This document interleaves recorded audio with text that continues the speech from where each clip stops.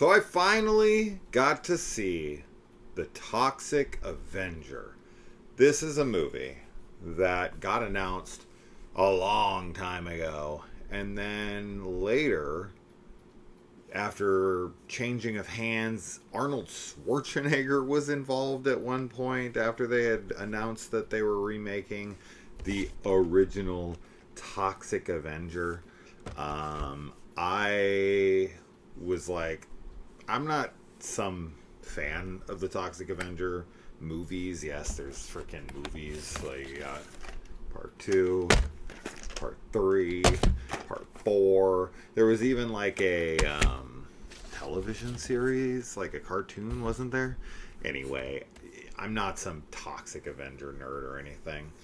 But after I saw the announcement of the cast, which I had to have believed was fake when I first saw it, because I was like, there's just no way. But yeah, so the cast was announced, and it was kind of a WTF moment for everyone.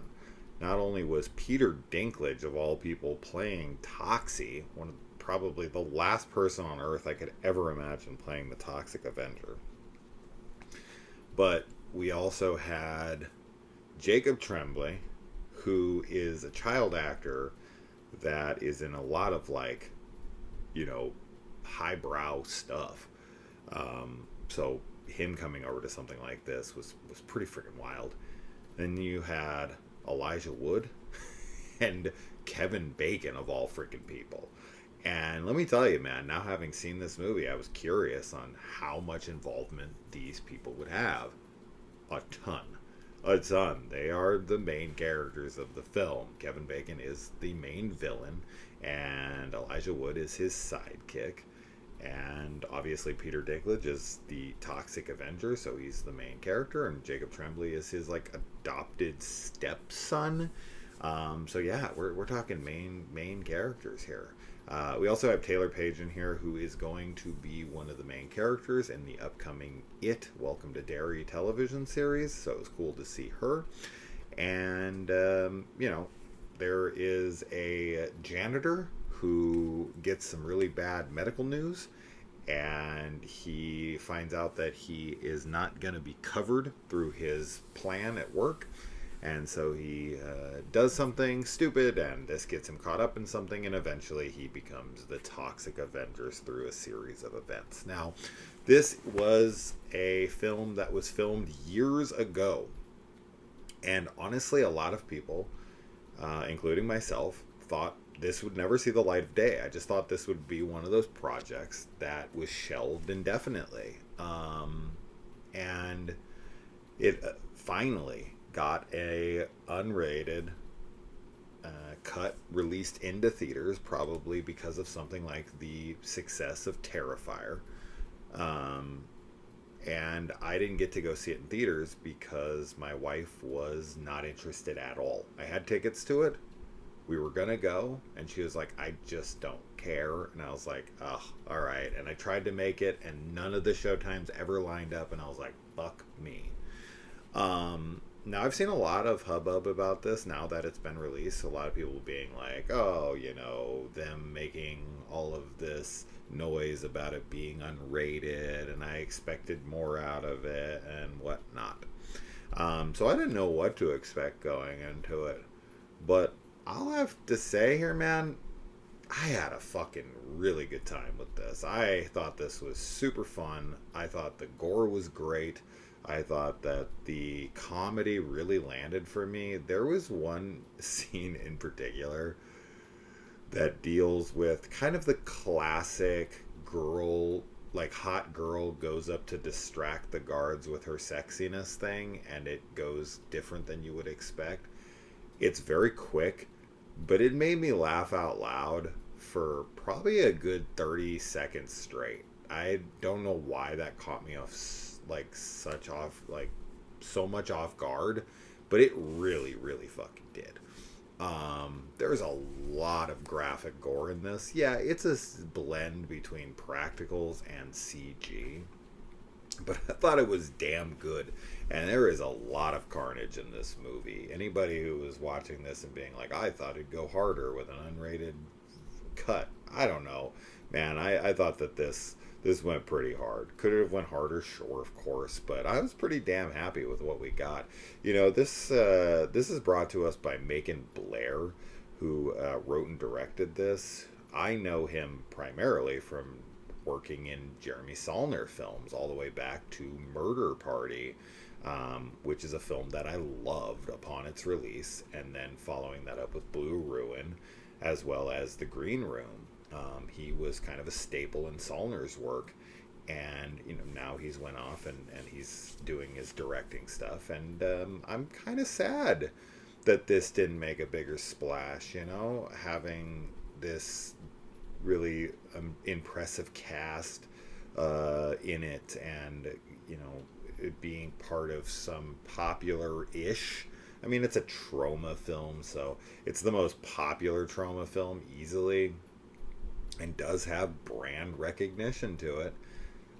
Now, of course, this is for a very specific audience, but I was hoping that audience for like Terrifier and whatnot would come out to have a good time with this. Because this kind of reminds me of something like a Hobo with a Shotgun, right? Like, that's the kind of feel it's going for. It's got this ridiculously crime-ridden city.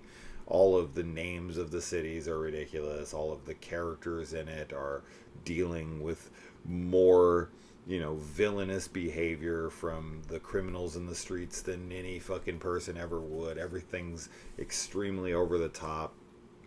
It's fantastical. This is, for all intents and purposes, this is a superhero movie. I mean, this is like a Tim Burton's Batman, but more absurd. So that's kind of how the city is, but as I said, more in line with like Hobo with a Shotgun, in style of like violence and characters, behaviors and whatnot.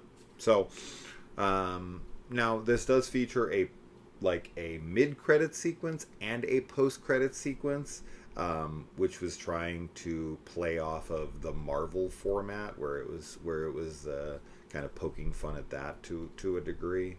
And there was some text on the screen at the very, very, very end, that also kind of mimicked Marvel, but it had like a built-in joke with it, which I thought was funny. But yeah, man, I don't know. Now, I did read that Peter Dinklage is not in the Toxic Avenger costume. That was actually a woman, a short person, like a little person, female, who was in that costume and that getup the whole time. And it's like an animatronic head, and I guess it was like 30 pounds, and it was over 100 degrees inside, and yeah, Peter Dinklage didn't do it. He does the voice for the character. I guess he was very involved in like coaching this person through like what he would want her to do, and the decision making for the character. But no, Peter did not get under the makeup. Now, as far as like Elijah Wood goes, he's got this really bad he kind of reminds me of the Penguin, actually. That's probably what he most resembles in this movie, speaking of Tim Burton's Batman. And when I say the Penguin, I mean Burton's. But yeah, he's dastardly, and Kevin Bacon definitely hams it up here. The plot is just, it's what you would expect. It's very surface level, very goofy. But yeah, man, I don't know. I don't know what more anyone was really expecting from this film. This is about as good as I would have ever expected it to be. So I think this is a big win for Macon Blair and them. I know that this is not going to be a financial success for them. I have no doubt they lost money. I'm sure they see this as a failure. I'm sure, Kevin Bacon and these big hitters that took a risk on something like this probably see it as a a misfire in their decision making and filmography. But I can't deny having fun from beginning to end. I would definitely watch this again. I would throw this on alongside of like Turbo Kid, Kung Fury, Hobo with a Shotgun, those types of films. I think it falls really well in line with those things. And if you like that type of absurdist, self-aware horror comedy, violent, over the top shit, then yeah, I don't know. But I looked at a bunch of my friends' ratings, and they were all at like a 2.5, 3, 3.5 at the highest. Mostly were in the threes. I don't know what people were expecting out of this movie, especially since it was on hiatus for so long. It was just cool to even have gotten it released, and I mean, I thought that the jokes were funny. I thought that the humor, I think that was actually pretty well shot and produced, compared to Troma films. Troma films are garbage. This is such a step above what Troma looked like. The effects in this are so much better than anything Troma has ever put out. So this is easily the best Toxic Avenger film for me. But yeah, I don't know. I don't know what people were expecting with this one, but I'll defend it. I'll sit here and defend the shit out of it. I think that everyone had a really fucking good time. I think Macon, you know, gave it his all, and has a pretty funny, clever little script here, and it's a shame that it failed like it did, and that it took so long to release, and that even after its big release, no one came and saw it really, and the people who did weren't all that big on it. So that's just kind of a shame all around, right?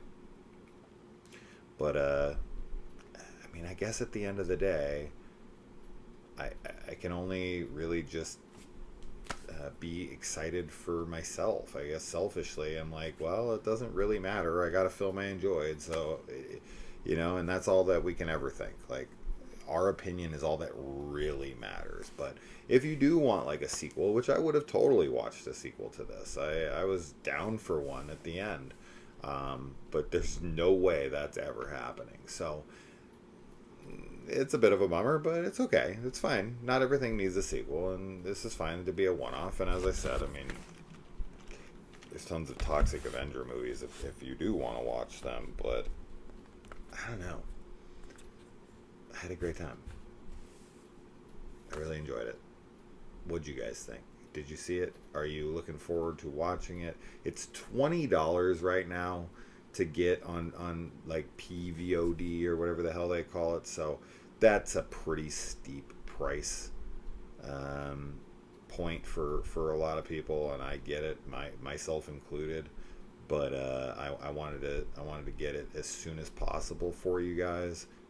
Seeing as how I could just never catch it in theaters, as soon as it became available, I was like, all right, let's do this. So I would wait probably, just because of how many people disliked it, even though I'm giving it a thumbs up. So many other people seem to be disappointed in it, so I seem to be the outlier here. So odds are not good that you're gonna like really enjoy it like I did. So $20 seems like a big gamble.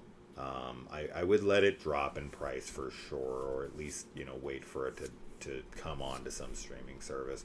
I know I'm sitting here being like, why isn't this thing successful? And then I'm trying to talk you out of spending $20 on it. I just can't in good conscience direct you towards a $20 movie that mostly everyone I know is very ho-hum on. So, but yeah, I had a good time. And Taylor Page was pretty rad in this as well, and I'm really looking forward to her and it. Welcome to Derek, because that show looks fucking phenomenal. That trailer blew me away, the most recent one, and it is easily my most anticipated thing coming out in October, and probably the rest of the year in the horror genre, or maybe in general. But anyway, that's that. I'll see you in the comments, and check it out. You might be surprised, like I was. Adios.